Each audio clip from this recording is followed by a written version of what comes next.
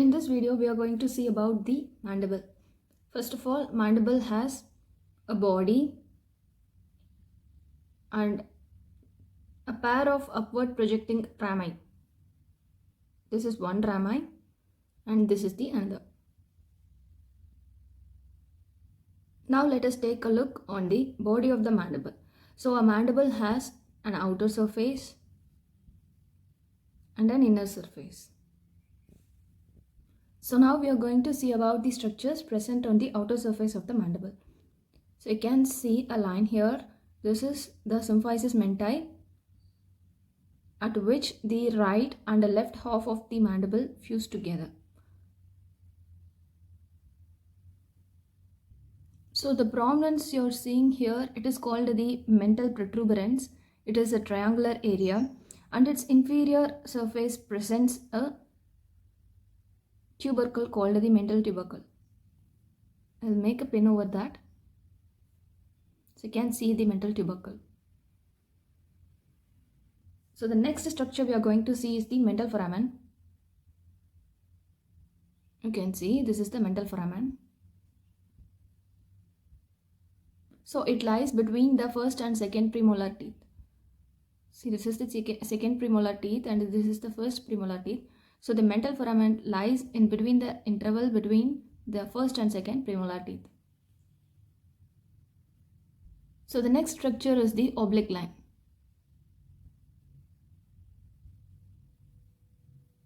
So this is the anterior border of the ramus of the mandible. So from that anterior border, an oblique line continues and it extends till the mental tubercle. I'll make a line over that. So this is the anterior border of the ramus.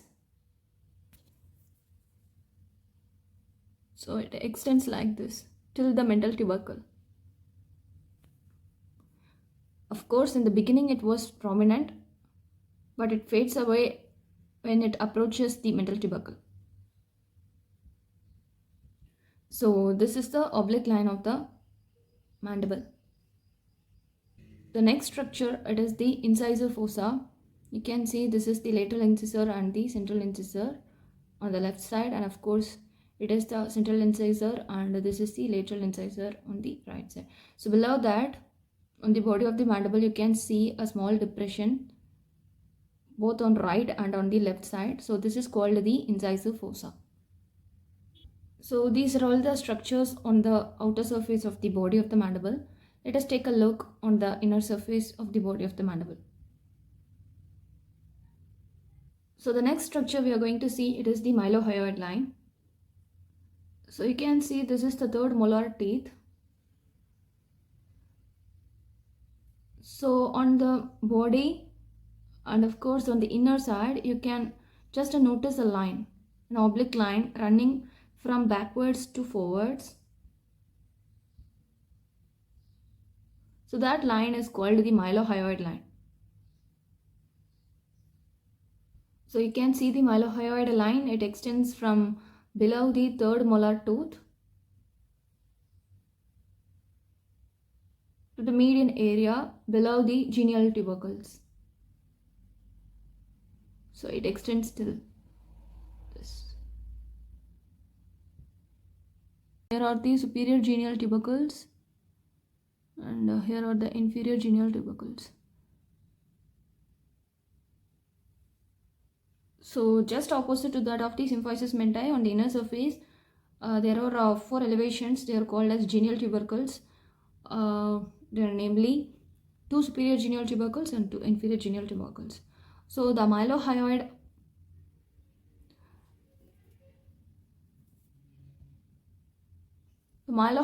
line just ends below the genial tubercles on the median area. So the next structure is the submandibular fossa. As I already said, this is the mylohyoid line. So below that, there is a small depression to accommodate a gland called the submandibular gland, and thus that fossa is called as submandibular fossa. You can see here a small depression below the mylohyoid line. So that fossa is called as submandibular fossa, which accommodates the submandibular gland. The next structure is the sublingual fossa. So above the mylohyoid line, also you can notice a small depression. So that depression is to accommodate another gland called the sublingual gland. So that fossa is called as sublingual fossa. So you could better notice it when I tilt. So you can notice here, this is the sublingual fossa.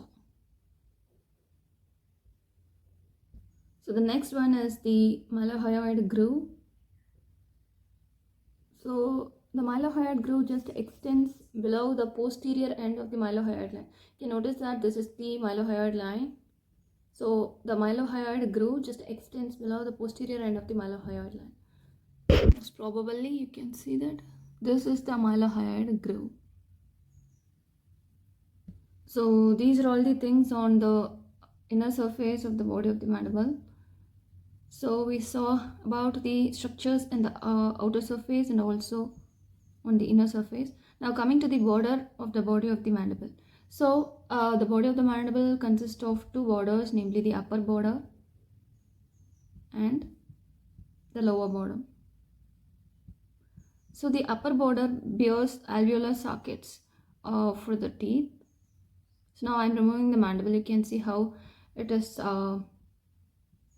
just attached to the mandible. The teeth is attached to the mandible. So you can see.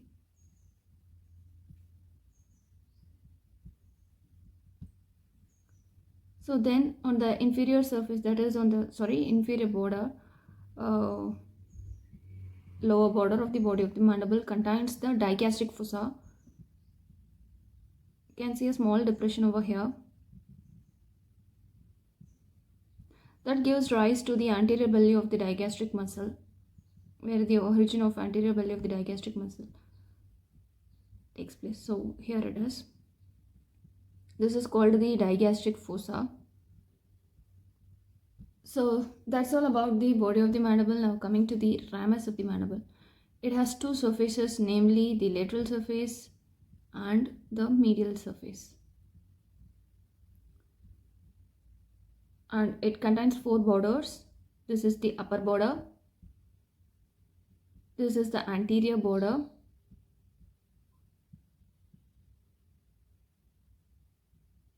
This is the posterior border. And this is the lower border of the ramus of the mandible. So you can see here the two processes out from the anterior border of the ramus of the mandible. So this process is called the coronoid process, and this process is called the condylar process. The condylar process consists of head and neck. So now coming to the lateral surface of the ramus of the mandible. So the lateral surface does not contain much of the structures other than the oblique ridges. So now coming to the medial surface of the ramus of the mandible. First structure we are going to take a look into is the mandibular foramen. You can see the mandibular foramen here. It lies just a little above the center of the ramus of the mandible. So this mandibular foramen opens into the mental foramen. So it opens out through the mental foramen. It's located in between the first and second premolar teeth. So the mandibular foramen, it leads through the mandibular canal and finally opens out through the mental foramen. So you can see here, this is the anterior border of the mandibular foramen. So it itself presents like a tongue, so that it is called as the lingula. So from the lingula rises a ligament called as the spinomandibular ligament. So you can see lingula like structure.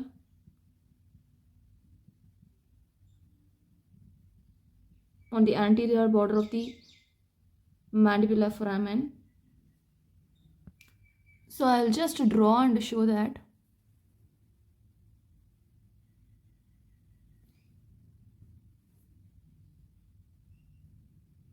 You can see a tongue-shaped structure that is called the lingula. So it is always directed upwards and backwards towards the condylar process.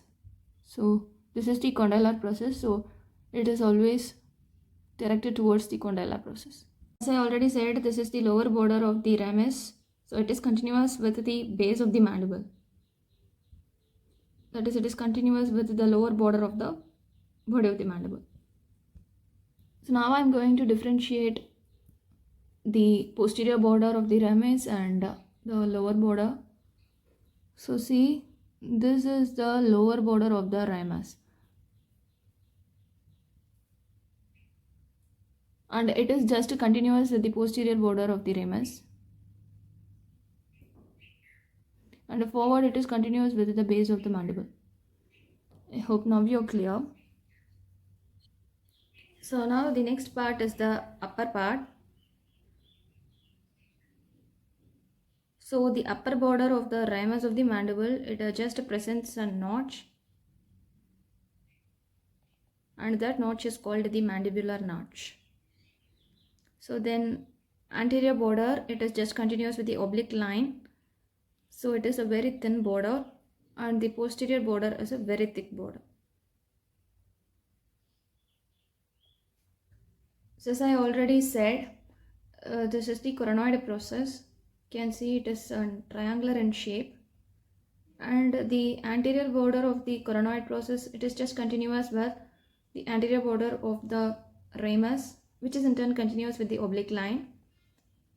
So the posterior border of the coronoid process, it just forms the boundary for the mandibular notch. So then it is the condyloid process. It is of two parts, namely the head and the constricted part below the head, that is called the neck. Hope this video was useful. Do subscribe and stay in touch.